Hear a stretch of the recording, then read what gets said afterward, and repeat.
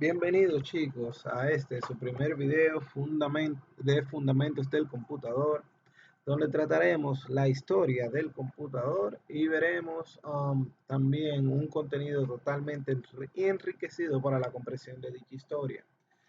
Mandamos un cordial saludo para nuestro maestro Amadi Suárez. Vamos a proseguir con lo que es una definición de la computadora. Una computadora es un dispositivo informático que es capaz de recibir, almacenar y procesar información de una forma útil. Una computadora está programada para realizar operaciones lógicas o aritméticas de forma automática. Existen dos partes esenciales que constituyen una computadora. El hardware, que es el que podemos ver aquí, es la parte tangible del computador. Vemos cómo se contiene el monitor, el teclado, el mouse, impresor o CPU. Y luego tenemos el software, que es la parte intangible, como programas, datos e información. Cabe destacar que una no funciona sin la otra. Vemos ahora lo que es la Pascalina. Es una de las primeras calculadoras mecánicas que funcionaba a base de ruedas y engranajes. Fue inventada por Blaise Pascal en 1645. Aquí vemos una imagen de lo que era una Pascalina para la época. Pascal comenzó a trabajar en su calculadora en 1642, cuando tenía solo 19 años de edad. Él estaba ayudando a su padre, que trabajó como recaudador fiscal, buscando crear un dispositivo que pudiera reducir un poco su carga de trabajo. La pascalina vino en las variedades decimales y no decimales que existen en museos hoy en día. Ahora vamos a ver lo que fue la máquina analítica. Esta es el diseño de un computador moderno de uso general. Vamos a ver. Fue realizado por el profesor británico de matemáticas Charles Babbage, que representó un paso importante en la historia de la informática. Fue inicialmente descrita en 1816, aunque Babbage continuó refinando el diseño hasta su muerte en 1871. La máquina constituyó, uh, la máquina no pudo construirse debido a razones de índole política, pues hubo detractores por un posible uso de la máquina para fines bélicos. El primer intento de Charles Babbage para diseñar una máquina fue la máquina diferencial, que fue un computador diseñado específicamente para construir tablas de logaritmos y de funciones trigonométricas evaluando polinomios por aproximación. La máquina analítica debía funcionar con un motor a vapor y había tenido 30 metros de largo por 10 de ancho. Para la entrada de datos y programas había pensado utilizar tarjetas perforadas, mecanismo ya utilizado en la época para dirigir diversos equipos mecánicos. Um, la salida debía producirse por una impresora, un equipo de dibujo y una campana. La máquina debía también perforar tarjetas que podrían ser leídas posteriormente. Esta máquina trabajaba um, con una aritmética de coma fija en base 10 y poseía una memoria capaz de almacenar 1000 números de 50 dígitos cada uno. Una unidad aritmética estaría encargada de realizar las operaciones aritméticas. Se utilizaban tres tipos diferentes de tarjeta perforada. Una para operaciones aritméticas, una para constantes numéricas y otra para operaciones de almacenamiento y recuperación de datos de la memoria y la transferencia de datos entre la unidad aritmética y la memoria. Ahora vamos a ver lo que fue el telar automático. Como lo podemos ver, estas fueron las tarjetas perforadas de la época y de esta forma era que se realizaba el diseño. El telar automático fue hecho por Joseph Mary Charles. Este nació el 7 de julio de 1752 y murió el 7 de agosto de 1834. Fue conocido como Joseph Mary Jacquard. Fue un tejedor y comerciante francés que participó en el desarrollo y dio su nombre al primer telar programable con tarjetas perforadas. El telar de Jacquard, hijo de un obrero textil, um, trabajó de niño en telares de seda y automatizó con el uso de tarjetas perforadas su telar automático. Su telar fue presentado en Lyon en 1805, aunque su invento revolucionó la industria textil, inicialmente sufrió el rechazo de los tejedores e incluso quemaron públicamente uno de sus telares. Posteriormente, el telar de Jacquard fue declarado Patrimonio Nacional y Jacquard recibió la medalla de la Legión de Honor y un pago de 50 francos por cada telar que se comercializara.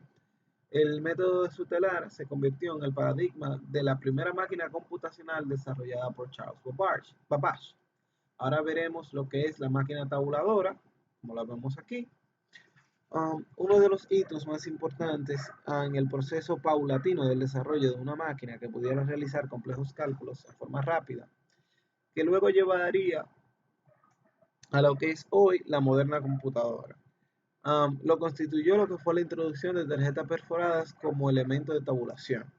Este histórico avance se debe a la inventiva de un ingeniero norteamericano de ascendencia alemán llamado Hermann Hollerith. El diseño, Él diseñó un sistema mediante el cual las tarjetas eran perforadas para representar la información del censo.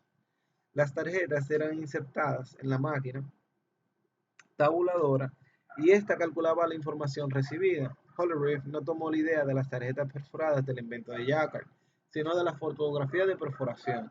Algunas líneas ferroviarias de la época expedían boletos con descripciones físicas del pasajero. Los conductores hacían orificios en los boletos que describían el color del cabello, de ojos y la forma de la nariz del pasajero. Con esto, vamos a pasar lo que fue la Mark I, parte de la primera generación de computadores. La Manchester Mark I fue una de las primeras computadoras electrónicas desarrolladas en la Universidad de Manchester. El buen funcionamiento de la máquina fue ampliamente promocionado por la prensa británica, que usó la expresión cerebro electrónico en la descripción a sus lectores. Mark I fue inicialmente desarrollada para suministrar servicios de computación dentro de la universidad como experiencia para los investigadores en la práctica del uso de computadoras. También se convirtió rápidamente en la base de un prototipo de una inversión comercial. Cabe destacar, señores, que Mark I fue muy importante al ser pionera en la inclusión de un índice de registro, una innovación que hacía más fácil para un programa leer secuencialmente a través de un conjunto de palabras de memoria. Luego pasamos a lo que fue la ENIAC. ENIAC, o como dicen sus siglas, Electronic Numerical Integrator and Computer, se creó en el año 1943 por los estadounidenses John William Mauchly y John Prosper Eckert, um, con el propósito de resolver los problemas de balística del ejército de Estados Unidos. Sin embargo, no se terminó de construir hasta 1946. La ENIAC era totalmente digital, es decir, que ejecuta sus procesos y operaciones mediante instrucciones máquina. Entre sus características están un tamaño de 6 metros por 12 metros, tenía 27 toneladas de peso, constaba con 7.200 diodos de cristal, 1.500 relays, 70.000 resistencias, 10.000 condensadores y aunque no lo crean chicos, tenía 5 millones de soldaduras todas hechas a mano.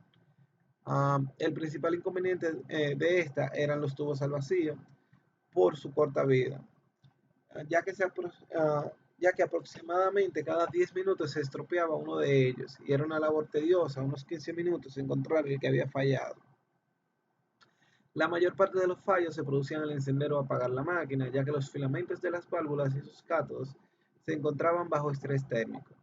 Debido a esto se decidió no apagar nunca la ENIAC, lo cual redujo el fallo a una válvula cada 2 días. La computadora podía calcular trayectorias de proyectiles, lo cual fue el objetivo principal de su construcción. En 1,5 segundos era posible calcular la potencia 5000 de un número de 5 cifras. Esta máquina era capaz de realizar 5000 sumas y 300 multiplicaciones por segundo.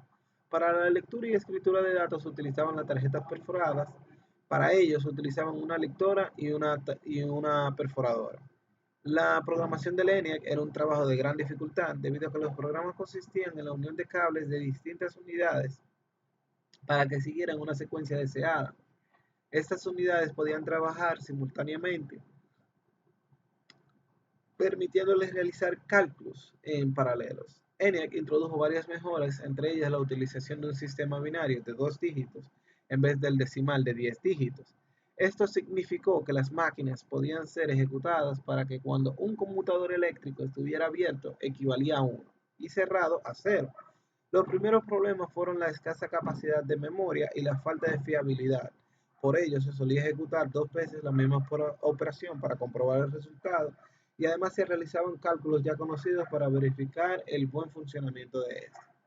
Luego pasamos a lo que fue la primera generación de computadoras, que abarca desde el año 1940 hasta 1953, época en la que la tecnología electrónica era a base de bulbos o tubos de vacío, y la comunicación era en términos del nivel más bajo que puede existir y que se conoce como lenguaje de máquina.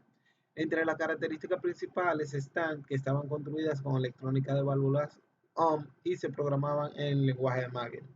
A continuación vemos una breve recopilación de lo que fueron Vemos lo que fue la ENIAC en 1946. Recuerda que se programaba a base de la unión de cables para la información secuencial. Luego tenemos lo que fue la EDPAC, que fue la segunda computadora programable. También fue un prototipo de laboratorio.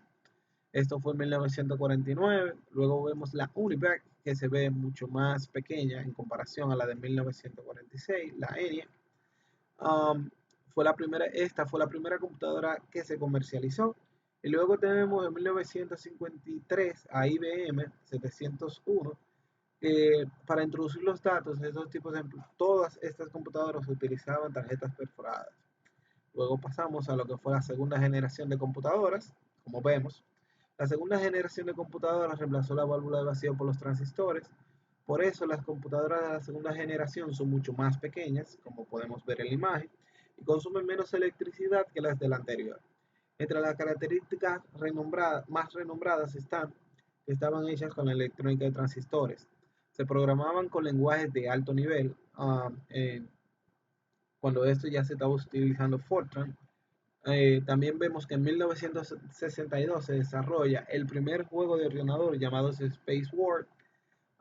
DEC lanzó el PDP-1, su primera máquina orientada al uso personal, técnico en laboratorio y para la investigación. En 1964 IBM anunció la serie 360, que fue la primera familia de computadoras que podía correr el mismo software en diferentes combinaciones de velocidad, capacidad y precio. También abrió el uso comercial de microprogramas y un juego de instrucciones extendidas para procesar muchos tipos de datos, no solo aritméticos. Además, se unificó la línea de producto IBM, que previamente a este tiempo tenía dos líneas separadas, una línea de productos comerciales y una línea científica. El software proporcionado con el System 350 también incluyó mayores avances, incluyendo multiprogramación disponible comercialmente. También tenemos nuevo lenguaje de programación e independencia de programas de dispositivos de entrada y salida. Más de 14.000 unidades del System 360 habían sido entregadas para 1968. Pasemos a lo que fue la tercera generación de computadoras, como vemos, mucho más pequeña. A finales de los años 50 se produjo la invención del circuito integrado o chip por parte de Jack St. Clair Kilby y Robert Noyce, después de la invención del microchip por Ted Hough. A partir de esta fecha empezaron a empaquetarse varios transistores diminutos y otros componentes electrónicos en un solo chip o encapsulado, y contenía en su interior un circuito completo. A partir de esta fecha empezaron a empaquetarse varios transistores diminutos y otros componentes electrónicos en un solo chip o encapsulado, que contenía en su interior un circuito completo. Entre sus características principales tenemos el menor consumo de energía eléctrica, apreciable reducción del espacio que ocupa el aparato, multiprogramación, renovación de periféricos. También tenemos la mini computación no tan costosa, con capacidad de procesamiento. Algunas de las más populares fueron la PDP-8 y la PDP-11. Se calcula el número pi con 500.000 decimales. Luego pasamos a lo que fue la cuarta generación de computadoras. Vemos que aquí la cuarta generación va desde 1971 a 1983. Es el producto de la microminiaturización de los circuitos electrónicos. El tamaño reducido del microprocesador de chips hizo posible la creación de computadoras personales, o PC. Hicieron su gran debut las microcomputadoras. El primer microprocesador fue el Intel 4004, producido en 1971. Se desarrolló originalmente para una calculadora y resultaba revolucionaria para su época. Contenía 2.300 transistores con un microprocesador de 4 bits que solo podía realizar 60.000 operaciones por segundo. Luego tenemos lo que fue que para esta época fue donde ocurrió el dinamismo de los diferentes microprocesadores, como el microprocesador de 8 bits, um, fue el Intel 8008 desarrollado en 1972, el Intel Premium Pro con 5,5 millones de transistores, el Ultra Spark segundo o 2 de Sun Microsystems que contenía 5,4 millones de transistores, el PowerPC 620 desarrollado conjuntamente por Apple, IBM y Motorola con 7 millones de transistores y Alpha 21164A de Digital Equipment Corporation con 9,3 millones de transistores. Pasamos a lo que es la quinta generación de computadoras o la actualidad. La capacidad de la computadora para reconocer patrones y secuencias de procesamiento que haya encontrado previamente, como la programación heurística, que permite a la computadora recordar resultados previos e incluirlos en el procesamiento. En esencia, la computadora aprenderá a partir de sus propias experiencias, usará sus datos originales para obtener la respuesta por medio del razonamiento y conservará esos resultados para posterior tareas de procesamiento y toma de decisiones. El conocimiento recién adquirido le servirá como base para la próxima serie de soluciones.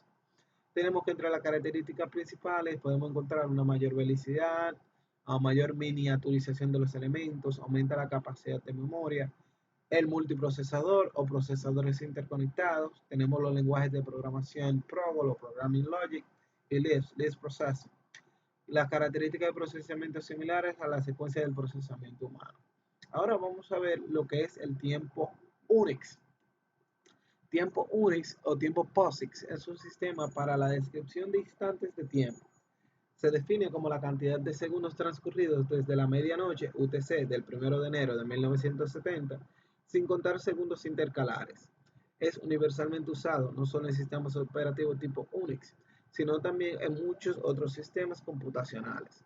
No se trata ni de una representación lineal del tiempo ni de una representación verdadera de UTC, a pesar de que frecuentemente se le confunde con ambos, pues el tiempo que representa es UTC, pero no tiene forma de representar segundos bisiestos de UTC. Por ejemplo, la fecha del año 1998, diciembre 31, a las 23 horas, 59 minutos, 60 segundos. Hay algunos dispositivos con sistema operativo Android que cuando se les retira la batería del mismo por instantes de tiempo y no tienen las actualizaciones automáticas, se reinicia en el tiempo Unix. Hay dos capas de codificación que conforman el tiempo Unix y pueden ser útiles por separado. La primera capa codifica un instante de tiempo como un número real escalar y la segunda codifica ese número como una secuencia de bits o de alguna otra manera. Ahora, el primer computador en el espacio, señores, tenemos aquí que fue el computador responsable de las misiones Apolo. Fue el Apollo Guided Computer o AGC, diseñado por el MIT Instrumentation Laboratory y fabricado por Raytheon. Y uno de los primeros computadores en usar circuitos integrados, considerado el primer sistema embebido. Entre las características a destacar, vemos que tenía una memoria RAM de 2048 bytes, tenía una memoria ROM de 36.864 bytes y la longitud de la palabra era de 16 bits.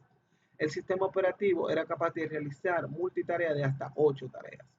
También tenemos que la laptop más rápida, por la que pudimos ver, primero que todo debemos definir cómo vemos la velocidad dentro de un computador. La velocidad del procesador dependería, se mide en gigahertz.